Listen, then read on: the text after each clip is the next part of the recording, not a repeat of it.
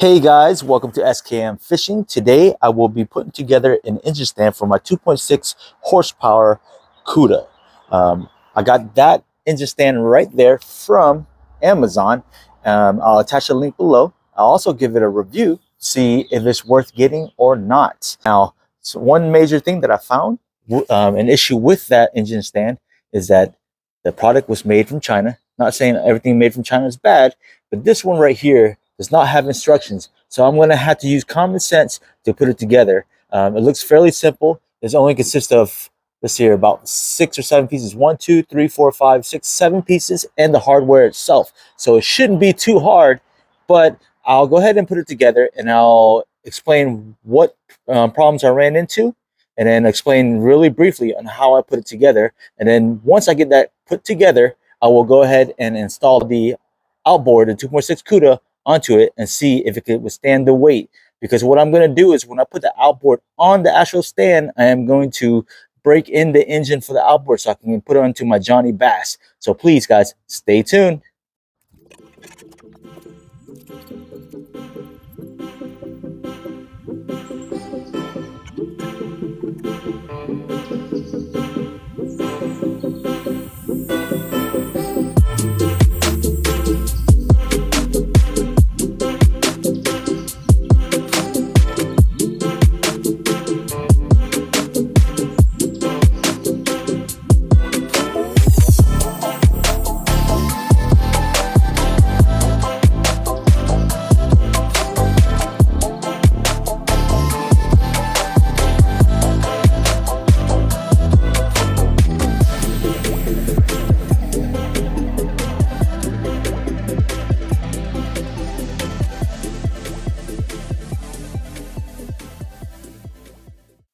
All right, guys, now that it is fully assembled, let me go ahead and go through the things that I noticed about the stand.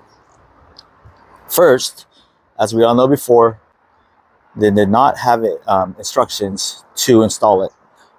What I had to do was go on Amazon and look at the picture again and just figure it out. Besides that, it was fairly simple to install. Okay, let me go with the install. So the install itself consists of the two handles. You would like to pre-assemble that first. The handles and the U brace right here.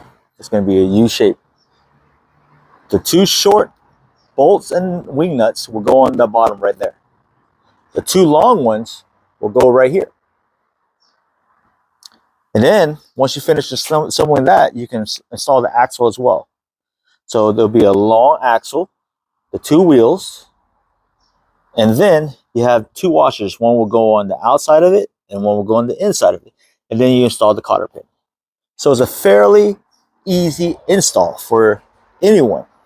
The thing is just make sure, if you do decide to get this, I'll attach a link below. You look at the picture and install it the way the picture has it. Fairly simple. Unfortunately, it does not come with instructions. But I guess if it's such a simple install, you know, it wouldn't need instructions. But if they included a picture, that would have been great. So reference back to Amazon, or you can look at this video right here and you can see how it goes. And that's it. Now to go over the material itself. You're going to run into some issues with the quality of it. If you see right here, it's a little slightly off. And the reason being is their pre-drilled holes did not line up. And you saw it, I'm sure you saw it in the video when I was installing it. I was having issues with it. So you might run into hiccups like that. The other issue is, if you look closely right here, this piece right here, which they actually put in there, I wouldn't say it was riveted. I guess that'd be the term for it. It's not the best. If you put too much weight on it, it will probably break off. So that's the weak point. The good thing about it is that I can put a bolt and a nut and it'll secure it and actually make it a lot more sturdy. So that's one thing you got to be aware of right there. These two things right here. And then if you look at the axle, look how loose this washer is. This is supposed to be right here to protect it. And I can understand, but they could have created a better axle for it. The wheels are fine, it's rubber. I don't think this will, I mean, if you keep it stored inside, covered up, it should be fine. So it, you know, it won't be out in the elements. The other thing is this is thin metal. So I wouldn't recommend anything over, you know, 3 horsepower, maybe 5 tops. But if you're going to 10 horsepower outboard and using this as a stand, I would not recommend it.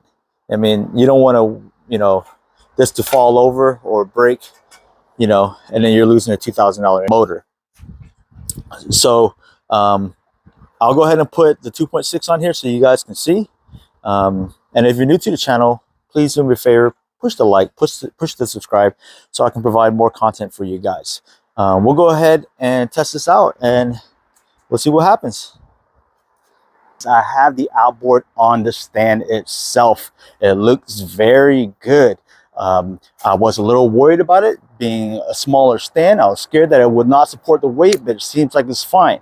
Something I would recommend is to keep it below a 5 horsepower. This is a 30 pound outboard, and it works perfectly fine. But anything bigger than a 5 might be a little scary. I wouldn't want a chance of the motor tipping over and breaking on a cheap stand. So the stand really works out. It's very versatile. You can move it around. As you can see, I have no issues. When you're tipping like this, the weight goes on the wheels and you can push around like a wheelbarrow. So it isn't too bad. So just to let you guys know, this is a Kuda 2.6. It's the same thing as a Parsons and a Coleman, just labeled differently. So on my next video, I am going to be breaking in this motor. I'm going to run it, doing what is supposed to be done before I can get this out in the ocean. I want to make sure this is tip-top shape when I get it out in the ocean, because last thing I want to do is be stranded.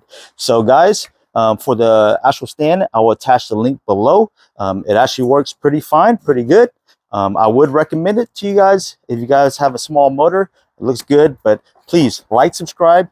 For our next video, we are going to be breaking into this motor. Okay guys, thank you so much, and thank you for watching.